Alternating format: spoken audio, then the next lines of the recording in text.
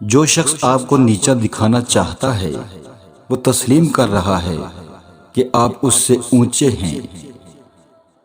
کبھی تنہائی محسوس نہ کریں کیونکہ پوری کائنات آپ کے اندر موجود ہے۔ حسد کرنے والوں کے لیے یہی سزا کافی ہے کہ جب تم خوش ہوتے ہو تو وہ اداس ہوتے ہیں۔ مشورہ کرنا اچھی بات ہے مگر اس کے ساتھ اخفاء راز بھی ضروری ہے، لہذا مشورہ ایسے طرز کلام سے کرنا چاہیے کہ راز آشکار نہ ہونے پائے۔ جیسا انسان کا انداز ہوگا قیامت میں اللہ اسی صورت میں حشر کرے گا۔ وہ لوگ کبھی غربت سے نہیں نکل سکتے جو دو کام کرتے ہیں، ایک محنت کرتے ہیں اور اللہ پر یقین نہیں رکھتے، دوسرا محنت نہیں کرتے اور اللہ پر یقین رکھتے ہیں۔ شک کو اپنے دل میں نہ آنے دو، اپنے قلب کو ہمیشہ شیشے کی طرح صاف رکھو، اس طرح بہت ساری مصیبتوں سے دور ہو جاؤ گے۔ جب تک دل ٹوٹے گا نہیں، دل میں روشنی کیسے داخل ہوگی؟ وہ شخص مر گیا جو کسی دل میں نہ رہا۔ آدمی کب مرتا ہے؟ جب دل سے اترتا ہے۔ زندہ کب ہوتا ہے؟ جب وہ دل میں اترتا ہے۔ روز محشر بہت سی حسین صورتیں جہنم کی آگ کا ایندھن بنیں گی۔ جس شخص نے ایک سنت بھی ترک کی وہ ولی اللہ نہیں ہو سکتا۔ بیدار کر دینے والا غم غافل کر دینے والی خوشی سے بہتر ہے۔ آخرت کے اجر و ثواب کی نیت سے زندگی گزارو۔ اللہ نے ہر انسان کے اندر ایک کمی رکھی ہے اور اس کمی کو پورا کرنے کے لیے دعا ہے۔ خوشحال زندگی کے لیے درگزر ضروری ہے۔ اگر ہر کسی سے الجھتے رہو گے تو اپنا ہی سکون برباد کرو گے۔ ہمیں ہمیشہ یہاں نہیں رہنا، واپس اللہ کے پاس جانا ہے، اس لیے اچھے بن کر جاؤ۔ لوگوں پر 3 احسان کرو۔ نمبر 1، نفع نہیں دے سکتے تو نقصان نہ کرو۔ نمبر 2، کچھ نہیں کر سکتے تو رنجیدہ نہ کرو۔ نمبر 3، تعریف نہیں کر سکتے تو برائی نہ کرو۔ جب تک شریعت کو مضبوطی سے تھام نہیں لوگے کبھی فلاح نہیں پا سکو گے۔ جب بھی آپ کا مقابلہ کسی مشکل سے پیش آئے تو سب سے پہلے یہ معلوم کیجئے کہ اس کا کمزور مقام کون سا ہے۔ نفس دشمن ہے، اس کی طلب پوری کبھی مت کر، تیرے لیے اس کی موت اس کی زندگی سے 1000 گنا بہتر ہے۔ غرور، حرص، لالچ اور خود پسندی کی حالت میں اللہ سے ڈرتے رہو۔ تم جب عزیزوں، رشتہ داروں، اولاد اور دوسروں سے چڑھنے لگو تو جان لو اللہ تم سے ناراض ہے، اور جب تم اپنے دل میں دشمنوں کے لیے رحم محسوس کرنے لگو تو سمجھو تمہارا خالق تم سے راضی ہے۔ جب تمہارا معصوم دل ٹوٹ جائے تو سمجھ لو کہ آپ اپنے حقیقی محبوب کو پانے کی طرف بڑھ رہے ہو۔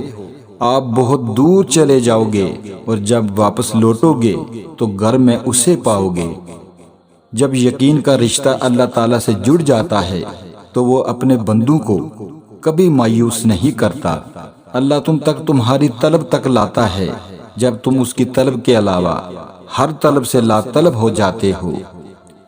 اللہ تعالیٰ کو دل اور زبان کا سخت ہونا پسند نہیں، اس لیے دونوں کو ہڈی کے بغیر بنایا ہے۔ رزق سخاوت میں پوشیدہ ہے لیکن لوگ اسے محنت میں تلاش کرتے ہیں۔ وہ فرماتا ہے مت ہو پریشان میرے بند کیے ہوئے دروازوں پر، میں خیر لانے سے پہلے مصیبتوں سے گزارتا ہوں۔ جانتے ہو معجزے کب ہوتے ہیں؟ جب تم اللہ پر یقین رکھتے ہو اور جلد بازی نہیں کرتے۔ برائی دعا پر سے اعتماد اٹھا دیتی ہے، اور جو دعا کے قریب نہیں جا سکتا وہ خدا کے قریب نہیں جا سکتا۔ لوگوں کے ساتھ ان کے کردار کے مطابق نہیں بلکہ اپنی تربیت کے مطابق رویہ اختیار کیجیے۔ بات میں وزن پیدا کرنے کے لیے آواز کا اونچا ہونا ضروری نہیں، بات کا سچا ہونا ضروری ہے۔ اپنے آپ کو دوسروں سے بہتر سمجھنا حماقت کی پہلی سیڑھی ہے۔ چمچہ جس برتن میں ہو اسے خالی کر دیتا ہے، اس لیے ہمیشہ چمچوں سے بچو۔ جھوٹ بہت تیز دوڑتا ہے لیکن منزل پر سچ ہی پہنچتا ہے۔ پیٹ اور غرور بڑھ جائیں تو اپنوں کو گلے لگانا ناممکن ہو جاتا ہے۔ جب اللہ کا نور دماغ میں سما جاتا ہے وہ اثر یا سبب کا غلام نہیں رہتا۔